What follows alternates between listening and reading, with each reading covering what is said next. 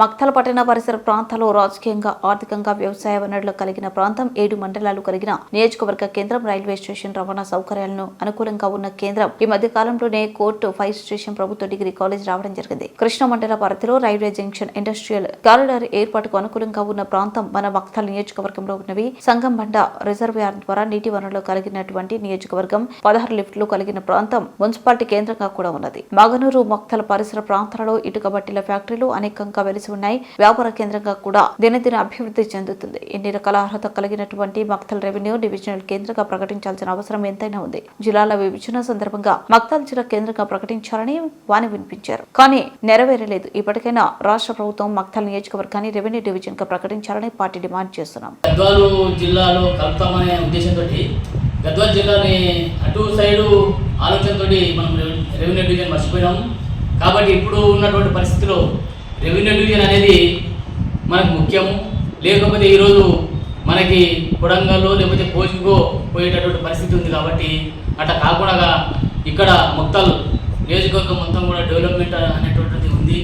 ఎందుకంటే ఇక్కడ ఉన్నటువంటి వనరులు ఏవైతే ఉన్నావో అవన్నీ కూడా ఉన్నాయి. దానికి రెవెన్యూ డివిజన్ ముఖ్యము. ఎందుకంటే ఇక్కడ రైల్వే స్టేషన్ కానీ లేదా రైల్వే కానీ లేదా ఇక్కడ ఉన్నటువంటి వనరులు నీటి వసతులు ఉన్నాయి. కృష్ణానది, సంగమండ, బోధ్పూరు ఇవన్నీ కూడా ఉన్నాయి. కాబట్టి ఇది ప్రత్యేకంగా మనకి రెవెన్యూ డివిజన్ ఏర్పడాలనే దానికోసము మనము ఏదైతే గద్వాల్ కాదు మనకు జిల్లా మహబూబ్నగర్ కావాలని మనం కొట్లాడాము, అంతకన్నా రెట్టింపుగా మాకు రెవెన్యూ డివిజన్ ఏర్పడాలనే ఉద్దేశంతో ఏ యొక్క పార్టీకి సంబంధం లేకుండా పార్టీలకు అతీతంగా ఇక్కడ ఉన్నటువంటి నియోజకవర్గంలో ఉన్నటువంటి ప్రజలందరం కూడా రెవెన్యూ డివిజన్ కోసం ప్రత్యేకంగా అందరం రేపు 13 తారీఖు నాడు వచ్చి వాళ్ళ యొక్క సలహాలు సూచనలు చేయవలసిందిగా కోరుతూ. అందరికీ నమస్కారం. నా పేరు Saleem, CPIML mass line party ప్రజాపంత. మీ అందరితో ఈరోజు ప్రత్యేకంగా ప్రస్తావించేటటువంటి విషయం ఏంటంటే, ముఖ్యంగా తెలంగాణ రాష్ట్రం ఏర్పడిన తర్వాత జిల్లాల పునర్విభజన జరిగింది. 33 జిల్లాలు ఏర్పడినాయి. అదే రకంగా మన మహబూబ్నగర్ ఉమ్మడి జిల్లాలో ఉన్న తర్వాత 4 జిల్లాలు ఏర్పడిన తర్వాత నారాయణపేట జిల్లా ప్రత్యేకంగా ఏర్పడింది.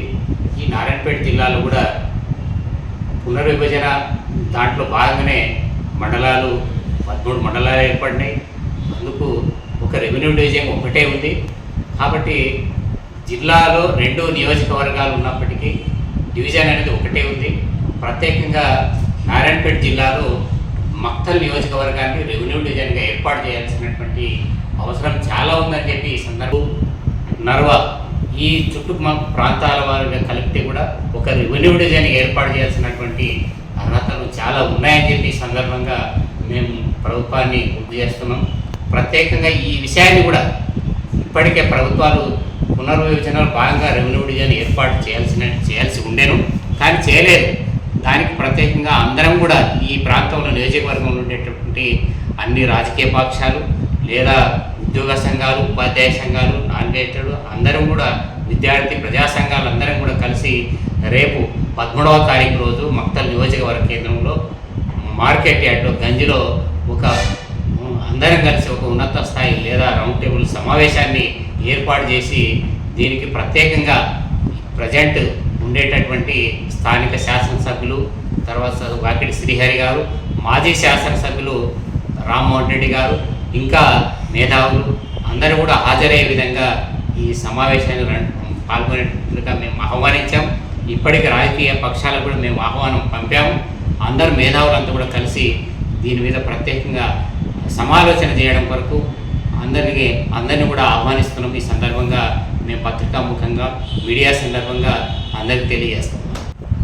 మక్తల్ పట్టణ ప్రజలారా, నియోజకవర్గ ప్రజలారా, మక్తల్ నియోజకవర్గాన్ని రెవెన్యూ డివిజన్గా ఏర్పాటు చేయాలని సిపిఐఎంఎల్ మాస్ లైన్ పార్టీ కొన్ని రోజుల తరబడి దీన్ని తెర మీదకి తీసుకొస్తూ ఉన్నది. ఇప్పుడు కూడా తేదీ 13/2024 ఈ నెల 13వ తారీఖున అఖిలపక్ష రౌండ్ టేబుల్ సమావేశాన్ని ఏర్పాటు చేయాలని నిర్ణయం చేసింది. అందులో భాగంగానే ఈరోజు మీ ముందు విలేకరుల సమావేశం నిర్వహిస్తా ఉన్నాం.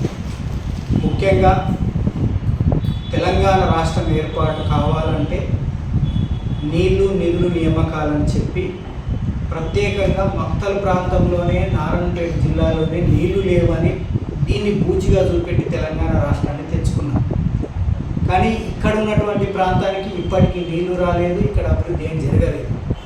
నియోజకవర్గం మొత్తం కూడా చూసుకున్నట్లయితే కృష్ణా కర్ణాటక రాష్ట్రం నుంచి మక్తల్ నియోజకవర్గంలోనే కృష్ణా నది ప్రవహిస్తుంది, ప్రారంభమవుతుంది.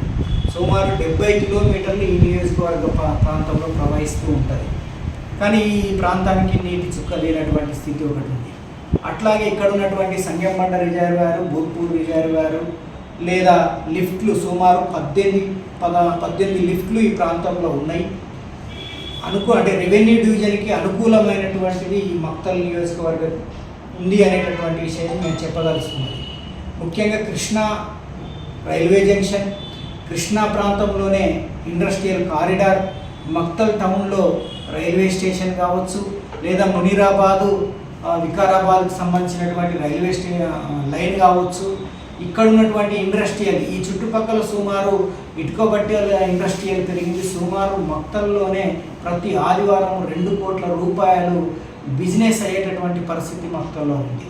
అటు మాగనూరు కావచ్చు, అటు కృష్ణా కావచ్చు, అటు నర్వల్ కావచ్చు, ఇటు ఉట్కూరు కావచ్చు, మక్తల్ కావచ్చు, ఇదంతా కూడా రెవెన్యూ డివిజన్కి అనుకూలమైనటువంటి ప్రాంతంగా ఈరోజు కనపడతా ఉన్నది. ఈరోజు ఎందుకంటే ఈ మక్తల్ ప్రాంతంలో కోర్టు ఉంది, ఫైర్ స్టేషన్ ఉంది, డిగ్రీ కాలేజీలు ఉన్నాయి, అన్ని రకాల వసతులు ఉన్నాయి.